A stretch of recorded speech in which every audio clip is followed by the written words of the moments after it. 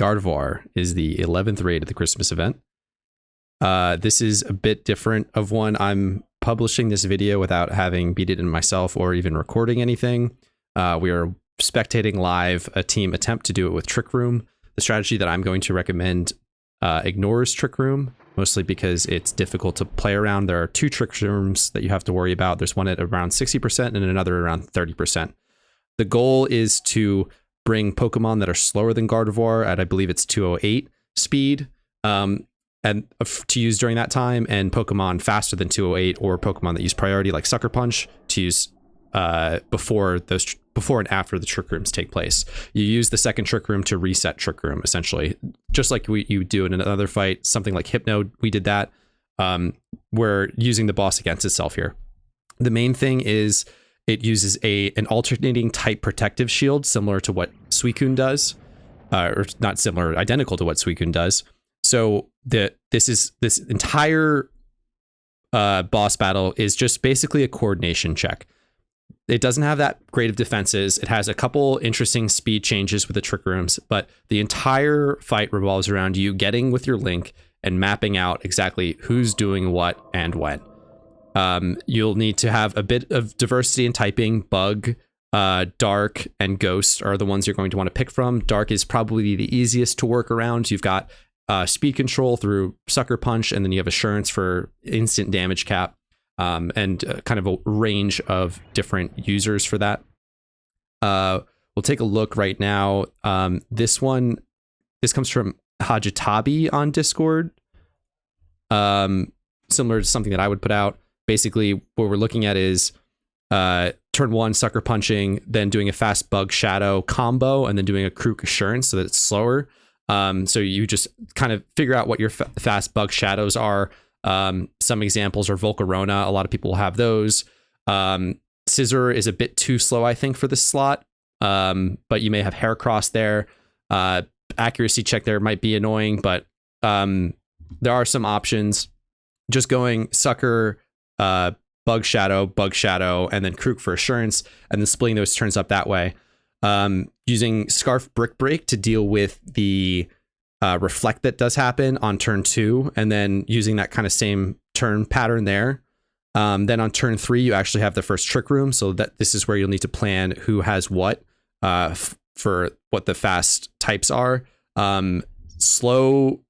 Once you get into the slow Pokemon, you can use things like T-Tar. Scizor is an option unless it's Jolly. Skuntank, Haunch works. So lots of options here.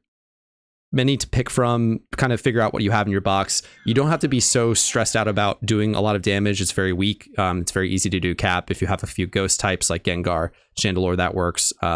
Just that those would be the easiest ways to kind of make sure that you have those typings correct. You'll need to map out every turn with the Link, and couldn't hurt to sort of plan that out and have that cheat sheet to follow.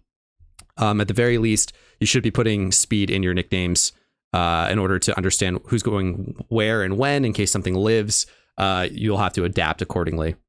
So you've got 1 turn of all slow Pokemon. You'll have to work out exactly what you're doing there. You could use priority still at this point, just in case you've got something that is fast. Let's say Honchkrow works really nicely in that it is slower than the boss at 208 at level 80 when it is using Assurance, and it can also be used to Sucker Punch. So that's why those dark types are pretty versatile. Skuntank was another option that was recommended to me. Scizor, I think I said, and T-Tar is the other one. Very slow, pretty easy one to slot in here. So you'll have 3 slows. We lost our spectate, so we'll pop into another one really quick. That's the fun of recording things live. See what they're doing here. I don't know what the Sableye was for, but yeah. Yeah, so back to it. T4 slow. T5 3 slow Pokemon, and that at that point the boss should remove Trick Room. Or I guess it's all 4 slows. I guess it depends here what exactly goes down, but the turn 6 plan is to go Sucker Punch and then Fast Bug Shadow, Fast Bug Shadow, Fast Bug Shadow. All in all, it seems like this is the play rather than trying to time 2 Trick Rooms, especially if you're using things that are bulky. Nice flex on the Chandelure there.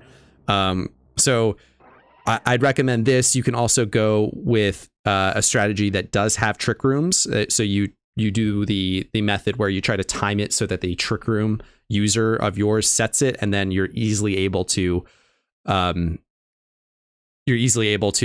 the boss use it and reverse it, or use it shortly thereafter. It seems like the coordination check might be too difficult to sort of manage that with the added difficulty of using the type shield and having the alternating types. Things just probably get very confusing very quickly.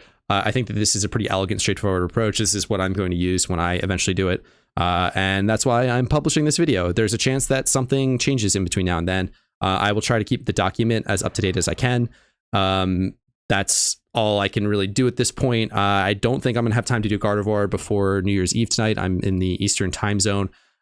So I will not be making a video for the 12th raid and the presumable end boss raid if we get something similar to Darkrai. I will be logging in New Year's Day and hopefully waking up to a strategy that I can share with you all. Someone else may publish a video between now and then. That's sort of all I got for you.